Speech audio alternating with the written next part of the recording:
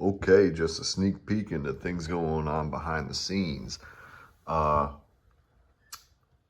Deburring. A little bit of deburring going on here. And a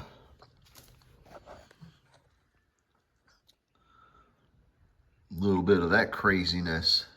Yes, sir. All right. Anyways, let's get into how we take these bad boys apart.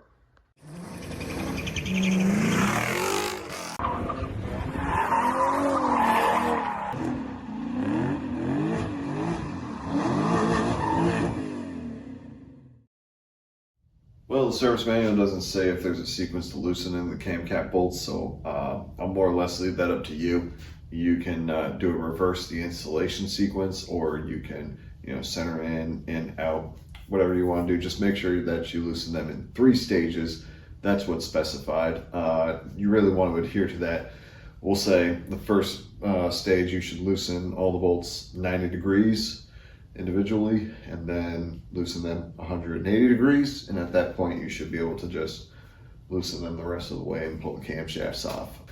There's a whole bunch of tension on the camshafts, even with them as relaxed as they are.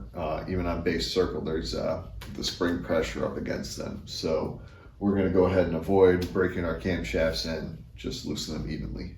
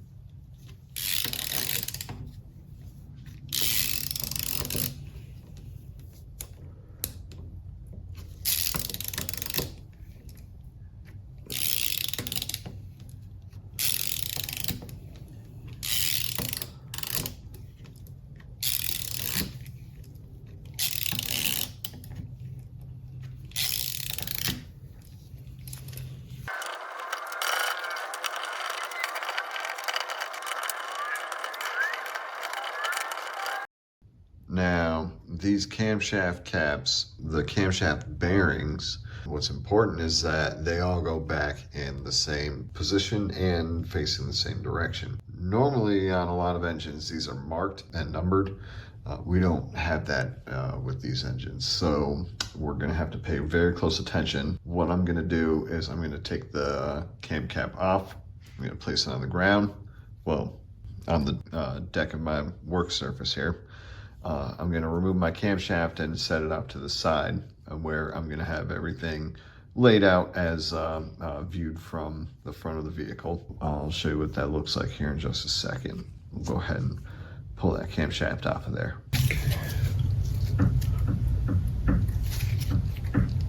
Wow, it's really tight up against it.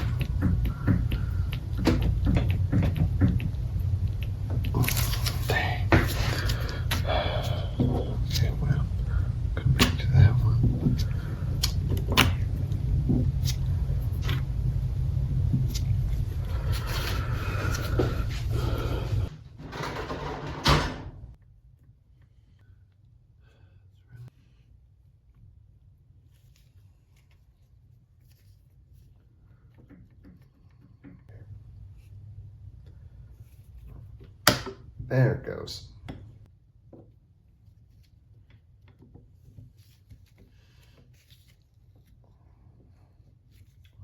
Take the whole camshaft off then.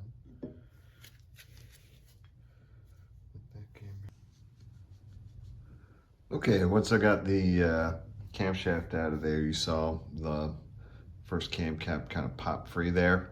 The cam seal was stuck to that cam cap, and I was able to remove it from the camshaft. But yeah, that's what we're dealing with there. Lifter buckets, they don't look too bad, actually. It's all pretty much oil there. You know, that's nice. Got some good circular wear there. I mean, like some of that scratching and scoring isn't ideal. I think that can be buffed out, but I'm honestly not going to worry too much about it. We just want this thing to last a couple good seasons. You saw there the lifter bucket was spinning in the seat. That's good to see. Let me go ahead and pull those out of there. Now, with those, they should all be identical. While it is good practice to make sure all of these lifter buckets and all these lifters go back in, you know, your valve train goes back into the exact same hole and everything, the machine tolerance should be tight enough from bore to bore that any one of these should work, you know, in its neighboring bore. Here's one of the lifter buckets right here. And, you know, closer look, you know, they're really, really in great shape. You got a little bit of wear here on the very edges of them. You know, that shininess is you know, that's not too bad. I'm not worried about that. Now, just a quick note on removing these lifter buckets. Do not pry on the sides of them, trying to pry them up and out of there. You don't want to score up the sides of these. These are like pistons in a cylinder. They need to move up and down in there very smoothly. And with the lifter buckets removed, you can see down into the bores where you'll have your valve spring retainers and the keepers that are pinched there together holding the valve stem. You can only see the tip right there. And this is what's really cool about the technology in this engine is that you got the camshaft on top of the that lifter bucket that's known as cam on follower technology, right? And you have the hydraulic lifter, which is inside that, and that pumps up with oil as the RPMs go up. And what's really cool is how the architecture of the way that this is made, how these are all encased in aluminum like this, and the casting is bridged from one side to the other. That's, I mean, this is some heavy duty stuff, right? So like old school engines and even LS engines or Hemis with their rocker mounts and the way that they bolt the rockers on at high RPMs, that stuff gets all wavy and like, you know, on the high-speed camera, you can see a lot of flex in that type of valve train. But like with this, there's a lot of rigidity. So at high RPM applications, high RPM operation, this won't encounter a lot of flex, and your valve opening and closing events will have more consistency and predictability from valve to valve and cylinder to cylinder. Anyways, yeah, we're gonna go ahead and do the intake side camshaft over here, same way we did the exhaust side. Okay, so this is what I was talking about. Got the camshafts all lined up. It is exhaust, intake, intake, exhaust, just like you'd see it on the engine. Same thing with the cam caps, all lined up exactly how they were removed from the engine, you know, in order and facing the right direction. It's really important for those components to go back in exactly how they came out. Now, coming back over here, like I said before, we can see down into our lifter bores on top of the valves there. And we're gonna go ahead and remove those valves using a C-clamp tool. I'll go ahead and set it up on the cylinder head real quick just to show you how it's done. But basically real quick, that is the end that's gonna go on the bottom side of the valve there. And then that is this cage end here with these windows that you can see through. That's gonna go up top here on the spring retainer. And this whole thing right here, you can go find a YouTube video to see it in action. It's gonna compress that retainer down. It's gonna give you access to those keepers right there. And then once you pull the keepers out, you'll relax the tool and the valve will slide right on out of there. And then what you'll be left with down in there, you'll see there will be a spring seat and a seal. All right, so that really didn't take much at all. and you can just barely see the keepers are kind of down there at the bottom. Now, what I'm gonna do to retrieve that is I'm gonna go ahead and use a magnetic screwdriver. And if you're wondering, you know, you don't have a, you know, you might have a screwdriver, but it's not magnetic. All you gotta do is take a regular screwdriver. Like I got this magnetic tray right here. And then what you're gonna do is you're just gonna drag that screwdriver along the magnet a bunch of times. Okay, magnet wasn't strong enough. I had to use the magnet on the bottom of this this tray here. That definitely did it. And that's how you're gonna retrieve those out of there. Once it's retrieved, carefully loosen that guy and guide it that end out. With the tool removed, you can go ahead and fish your retainer and your spring out of there. You know, just kind of grabbed it and guided it on out of there. Didn't have to use a magnet.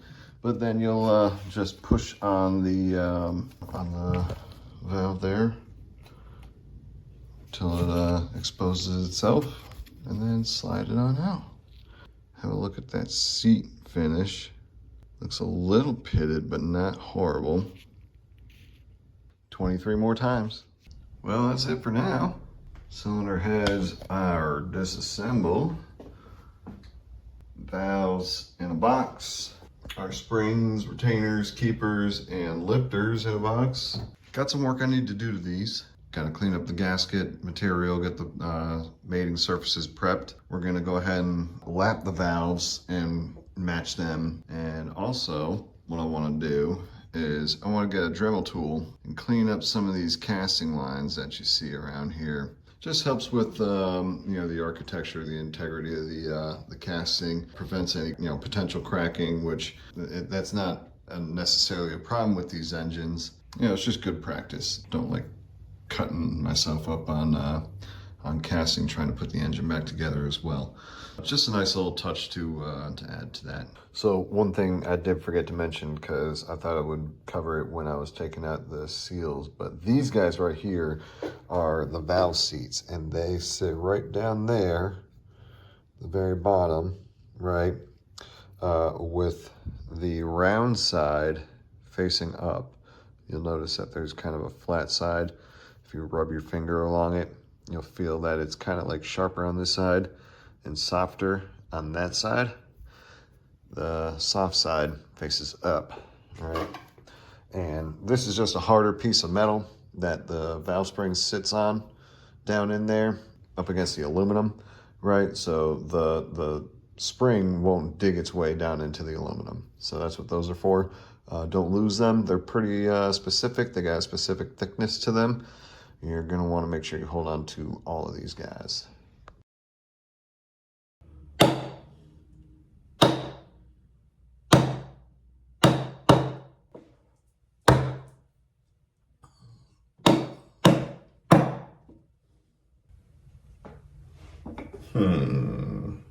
All right, team.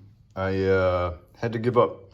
So after a number of times of trying to get these guys to come free, I had to quit. So that button right there is supposed to pop out. If you can get yours out, then you can continue on with the disassembly. I don't know why I can't get these to release. I've tried smacking them a million times. So if you want a more in-depth lifter, disassembly and cleaning, you'll have to go to the original Z-Bruhz lifter video. What I ended up doing was I submerged these guys in the parts cleaning solution with that port pointing up, and I pumped it a whole bunch of times. You know, see, I can move it with my thumb, and made sure I could get it until it moved nice and freely, and I had no air bubbles coming up. And then I just left them in there soaking with that port facing up in the solution, and that's about it. So gotta cross my fingers. I did not get to clean these out like I had hoped to, but I think they should be just fine. Well, I hope they should be just fine. Anyways, This cleaning solution is water soluble. So all I'm gonna do is rinse it off here.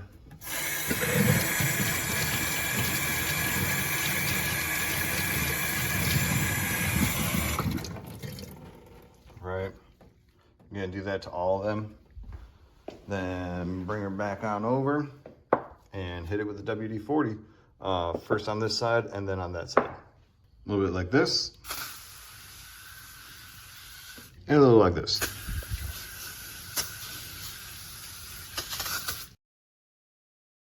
So to clean our valves, I'm going to start with the exhaust valves because they're actually the dirtiest and they have a lot of, crusty bacon soot, that doesn't really rub right off. I've looked online for the best solution to cleaning these things and the fastest way to doing it. And before I've tried using a wire wheel, it just takes forever. So this right here has got to be the best method. And what you need is Scotch-Brite, some parts cleaner. I like to use a good USA brand, a drill with the valve in the chuck. The chuck of the drill shouldn't mar up the valve. You shouldn't be using so much force with this method that you can damage the valve. Like my dad used to say, let the tool do the work, don't work the tool. You know what I mean? If you're working the tool, you're using the wrong tool, get a different tool. So take your parts cleaner, spray it on your Scotch-Brite. I'm gonna do it over this bucket full of valves here so the parts cleaner just starts soaking them all. And matter of fact, I'll give them a quick spray. And yeah, we'll start doing this. Show you the method here. So what you're gonna do is you're gonna put the valve in the Scotch-Brite, right? Kind of like that, and you're gonna grip it and matter of fact, I could probably turn the speed up on that. That's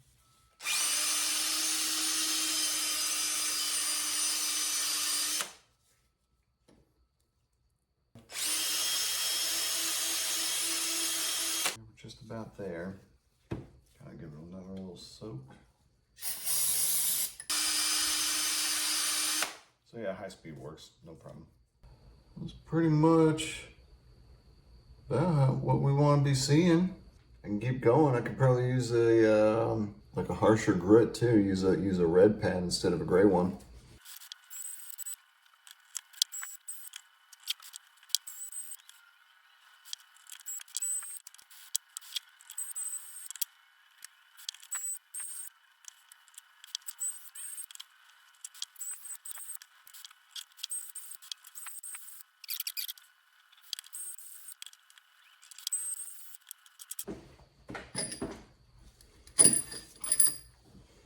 Okay, now for the intake valve, which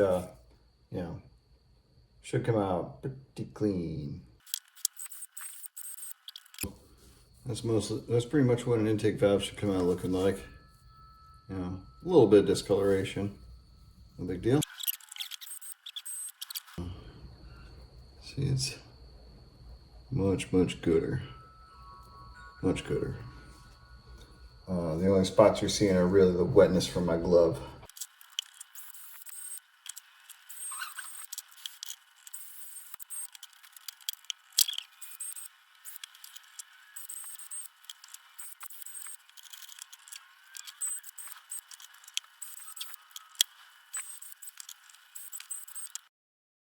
Now, when everything's all said and done, don't be worried if your exhaust valves still kind of look like that, right? A little bit of staining going on, still a little bit of that carbon buildup and whatever. That's cool, that's all right. Your intake valves, obviously, gonna come out a lot cleaner. That's all right though, man, that's cool. We're not worried about getting our exhaust valves looking exactly like this. It's all about getting that stem nice and clean so the seals don't get wore out right away. But that completes the first part of getting the valves clean and prepped for what's to come next. Now I'm gonna go ahead and soak those guys in the chem dip as well for a little while, because I want them to be absolutely clean for the next part.